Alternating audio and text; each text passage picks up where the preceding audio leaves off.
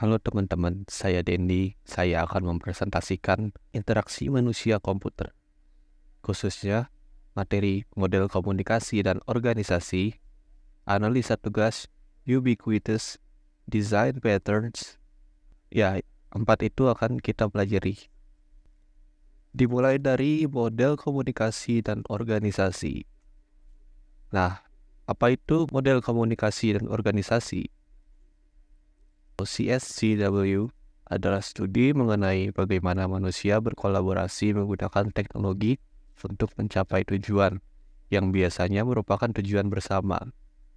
Nah, ini maksudnya itu seperti kita menggunakan teknologi agar kita bisa berkolaborasi bareng-bareng. Nah, CSCW biasanya bertujuan untuk mempromosikan dan memanfaatkan teknologi secara kolaboratif dan membantu untuk menciptakan alat baru untuk mendukung tujuan tersebut. Seperti sekarang ini kita sudah melihat banyak sosial media, lalu ada aplikasi Zoom. Nah, itu tuh aplikasi yang membantu untuk tujuan ini. Sekarang kita lanjut.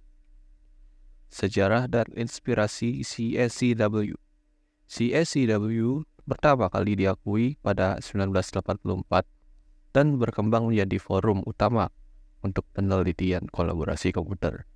Inspirasi awalnya berasal dari karya Douglas Engelbart pada 1960-an dan penelitian perilaku pada zamannya, terutama di bidang otomasi kantor komputer mini. Lalu pada 1988, Graves menyajikan karya-karya inspiratif Engelbart yang membuka jalan untuk penelitian CSCW lebih lanjut.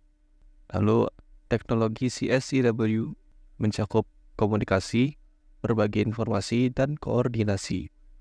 Komunikasi melibatkan alat seperti telepon, pesan, video conference, dan sebagainya.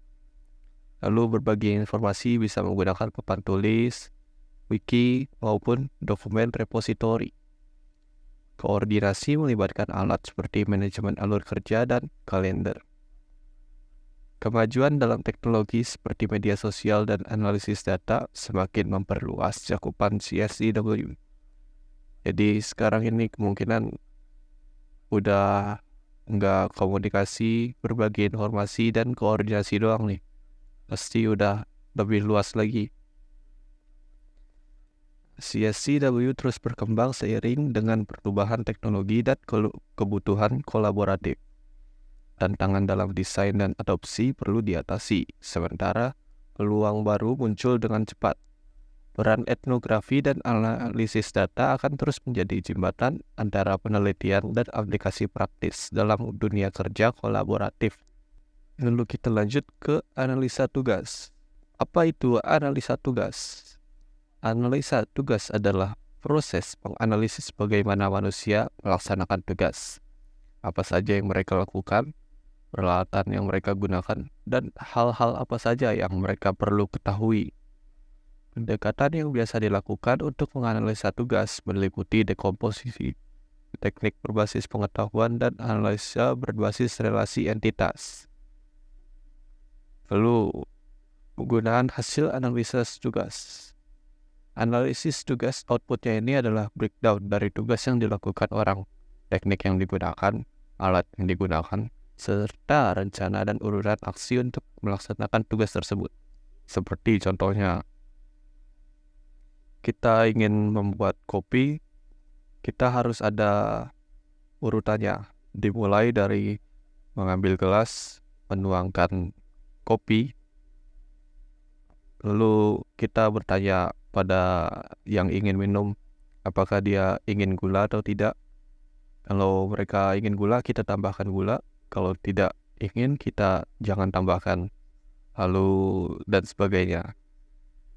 Contoh 3 jenis penggunaan output analisis tugas meliputi manual dan bahan ajar, pendefinisian kebutuhan atau perancangan sistem, perancangan detail interface.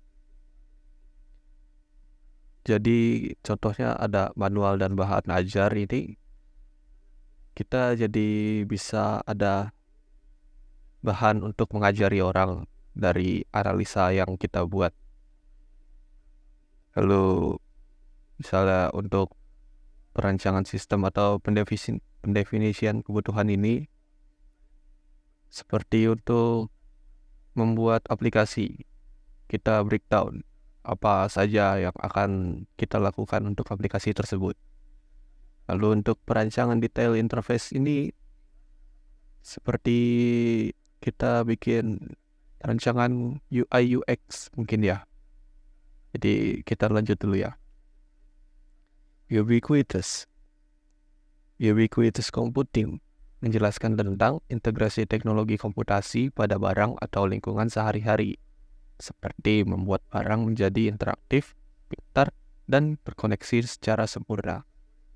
Contohnya itu sekarang kita bisa lihat ada smart home, smartphone, smartwatch, dan hal-hal yang sudah terintegrasi dengan teknologi dan bisa ada di mana-mana itu sudah termasuk ubiquitous computing. Lalu sini ada beberapa prinsip invisible computing. Nah, ini membuat teknologi seakan tidak terlihat oleh user, seakan teknologi berjalan dengan sendirinya tanpa mengganggu user. Jadi seperti teknologi berjalan aja, kita tidak perlu pusingin apa sih itu di balik teknologi tersebut, kenapa bisa begini. Nah, kalau user begitu nanti pusing, terkecuali user emang minat untuk mengetahui ya. Lalu ada continuous connectivity, lalu membuat device berhubungan secara real time seperti smart home ya.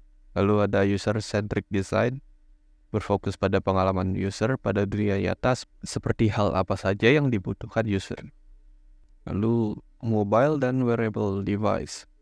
Ubicom biasanya melibatkan penggunaan perangkat mobile dan hal yang dapat digunakan seperti jam tangan. Secara garis besar, ubiquitous computing ini membayangkan masa depan di mana teknologi merupakan hal yang tidak dapat dipisahkan dari lingkungan, memanjakan pengalaman user dan menyediakan layanan yang berguna untuk user tanpa gangguan. Lalu ada design pattern.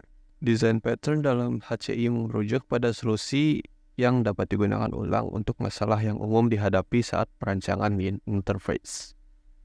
Contoh penerapannya ini kita bisa lihat navigation patterns.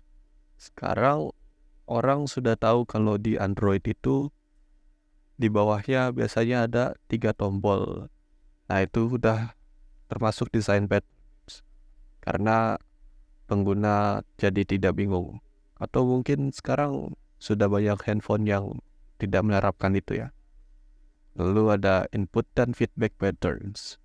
Input dan feedback patterns ini menjelaskan tentang bagaimana sistem memberikan feedback secara langsung ketika user melakukan input yang salah. Jadi misal kita memasukkan angka pada kolom nama, kita akan dikasih tahu kalau itu salah. Lalu ada layout patterns. Layout patterns ini kita mengorganisasikan layout agar terlihat bagus dan tidak membuat user pusing, seperti menambahkan grid. Lalu ada search and filter patterns. Jadi di setiap aplikasi itu sebaiknya kita tambahkan fitur search and filter. Jadi di mana user bisa mencari apa kebutuhan mereka atau melakukan filter dengan agar user bisa melihat hal yang dia inginkan saja dan menyembunyikan hal yang tidak dia inginkan. Lalu ada mobile design patterns seperti membuat layout dan konten berdasarkan device. Seperti contoh, ada HP yang dapat dilipat, ada HP yang tidak dapat dilipat. Lalu ada HP yang layarnya portrait, ada HP yang layarnya landscape. Nah, itu kita harus pikirkan juga. bagaimana agar aplikasi dapat berjalan dengan sempurna pada device tersebut.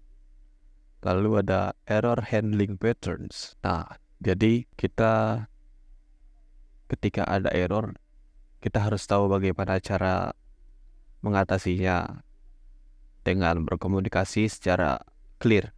Jadi kita buat juga bagaimana cara agar error tersebut tidak merusak aplikasi, seperti membuat tombol undo atau redo. Sekian dari saya. Terima kasih.